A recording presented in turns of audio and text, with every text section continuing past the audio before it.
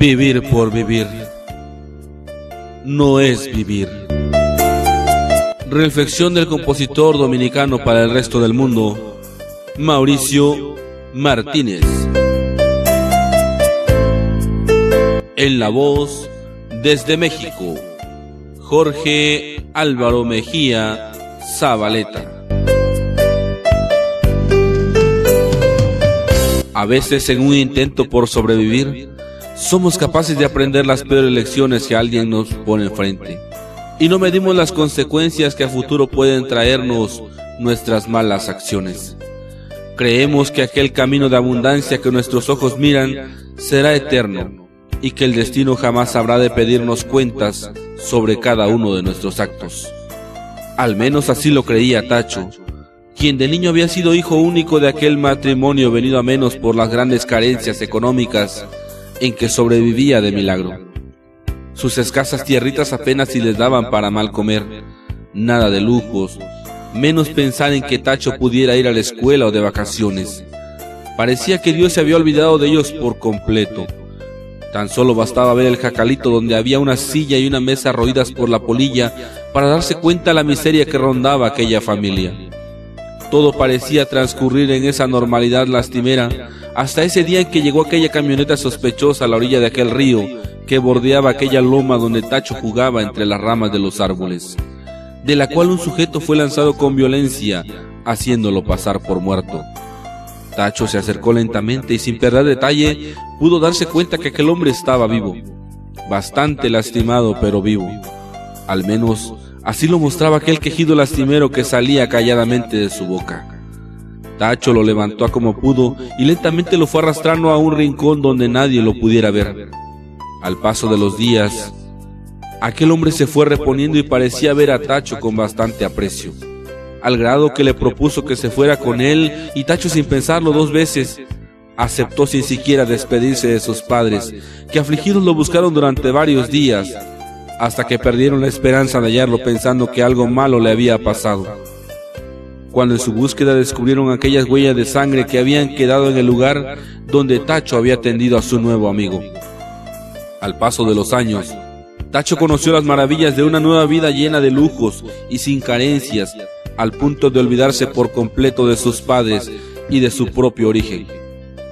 Ahora que era el protegido del patrón, su vida estaba inmersa en un mundo de derroche, producto de las actividades ilícitas a las que se dedicaba don Gaspar, el hombre a quien Tacho había rescatado aquella tarde y que como premio lo nombró su brazo derecho en aquella organización clandestina. Tacho estaba tan fascinado que olvidó sus rumbos y por eso no sintió remordimiento alguno cuando su patrón le ordenó llevarse de ahí a varios jóvenes secuestrados para trabajar en los plantíos, y menos le tembló la mano para arrebatarle por la fuerza a los campesinos las escasas tierras que tenían para dedicarlas al cultivo de sus plantitas mágicas, como él las llamaba. Cada día era algo indescriptible en aquellos recovecos alejados de la mano de Dios y de las mismas autoridades. Desaparecidos, asesinados, secuestrados, actividades que le daban ahora a Tacho el sobrenombre de Don Tacho, apodo que elevaba su orgullo al cielo, porque se sentía con el poder de hacer y deshacer sin ningún cargo de conciencia. Todavía aquella tarde, mientras Tacho festejaba con don Gaspar las últimas fechorías, alcanzó a ver en su tablero un pequeño ranchito que parecía inexistente para todos, pero que estaba en medio de sus territorios y que aún no estaba en sus dominios. Rápidamente Tacho dio la orden de adueñarse de aquel lugar sin pensar siquiera en quién vivía ahí. Incluso, con el orgullo henchido por quedar bien ante el patrón, todavía le dijo entre carcajadas a sus hombres que le trajeran las cabezas de aquellos ignorantes que vivían estorbando a sus planes de poder y de riqueza. Pobre Tacho, jamás olvidaría aquella tarde cuando lleno de júbilo se abalanzó sobre aquellos seres que ahora sus hombres traían a rastras y con el rostro cubierto con bolsas negras de manta y amordazados, a los cuales se dio el lujo de escupir jadeante por la droga y el alcohol que había consumido. A jalones destrozó la ropa de aquella mujer sin rostro mientras con sadismo la violaba sin clemencia alguna, para finalmente ejecutarla junto a quien parecía ser su esposo ante la mirada probatoria del patrón, quien lejos de inmutarse todavía le pidió a Tacho las cabezas como trofeos, puestas allá en la bodega del fondo del rancho. Grande fue la sorpresa cuando, después de decapitar a aquellos pobres seres, Tacho destapó sus rostros. Quiso morirse mientras gritaba cual animal herido, mientras intentaba arrancarse la piel de la cara a aruñones, porque había reconocido en aquellos parias destrozados aquel par de seres que le dieran la vida, y que eran quizá a quienes más les debía. Había violado a su propia madre y la había decapitado junto a su propio padre, quienes quizá nunca se dieron cuenta que era su propio retoño que los estaba privando de la vida de la manera más artera y cruel que pudieran haber imaginado.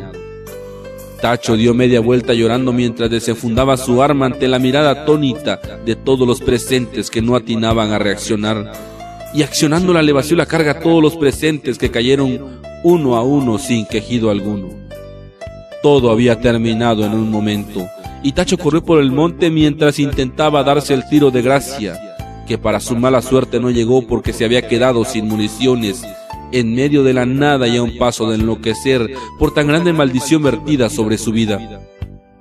Pobre Tacho, la misma escuela de la vida le devolvió una lección de la que quizá ya nunca se levantaría, porque vivir por vivir no es vivir. Vivir por aprender o aprender a vivir, quizá. ¿O usted qué opina, querido lector?